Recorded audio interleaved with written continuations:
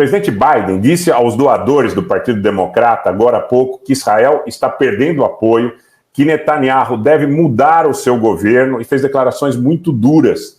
Ele disse nessa terça-feira que o primeiro-ministro de Israel precisa, repito, mudar seu governo linha dura, isso, palavras do Biden, alertou que o apoio à campanha militar de Israel está diminuindo rapidamente em meio às pesadas vítimas, os pesados bombardeios e as pesadas baixas entre civis na população palestina, e ele disse que o Benjamin Netanyahu tem uma decisão difícil a tomar.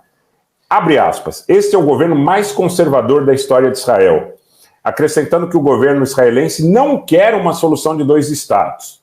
Tem gente aí já dizendo que isso pode ser um indício do começo da fritura do Netanyahu.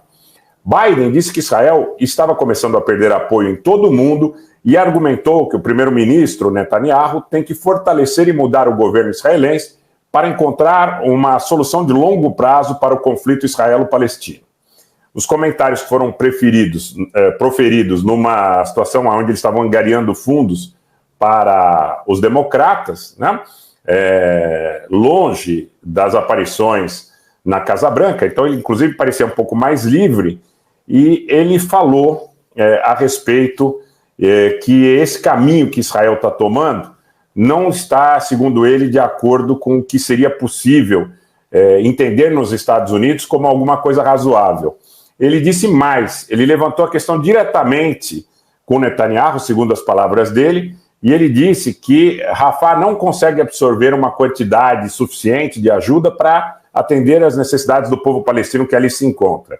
E que as necessidades estariam crescendo à medida em que mais pessoas pressionam a faixa, o portão de Rafah. Tá?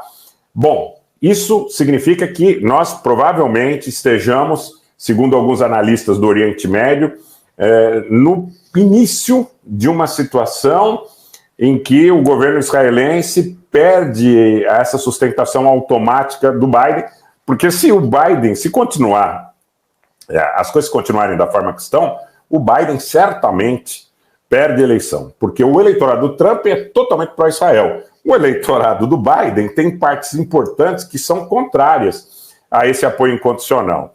Então, nesse contexto, eu acho que a situação de Israel vai ficando delicada, não apenas politicamente, mas militarmente também com essa situação do Mar Vermelho. Israel estaria enviando uma corveta Sa'ar 6 para o Mar Vermelho, enquanto os Estados Unidos insistem em uma solução multinacional, inclusive que englobaria países do Conselho de Cooperação do Golfo, Arábia Saudita, Emirados, eventualmente até o próprio Egito, e outros países ali, como a própria Turquia, que está sendo sondada para isso, tá?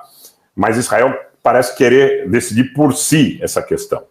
O governo iraniano hoje fez uma duríssima declaração em relação a um acidente, ou incidente, era assim conhecido, contra um complexo químico no leste do Irã, que aconteceu no domingo, e disse que foi obra de um ataque israelense.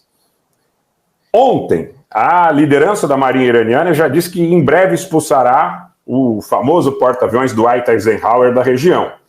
Então, tudo que nós estamos percebendo denota que, além do acirramento, coloca Israel numa posição cada vez mais isolada em relação à solução que Israel tem entendido como sendo aquela apropriada, ou seja, de retomar completamente o controle da faixa de Gaza. E hoje nós vimos mais uma vez, eu falava sobre a explosão, né, provocada de uma faculdade de medicina em Gaza, hoje foi uma escola. E a alegação de Israel, após dominar a região na qual essa escola se encontrava, foi que naquela escola, em algum momento, estariam escondidos terroristas. Mas a escola estava esvaziada e, mesmo assim, ela foi destruída. As imagens estão no nosso Telegram. Aliás, eu convido vocês ao nosso Telegram, aqueles que queiram e possam estar conosco no nosso Telegram e no nosso Twitter, serão muito bem-vindos.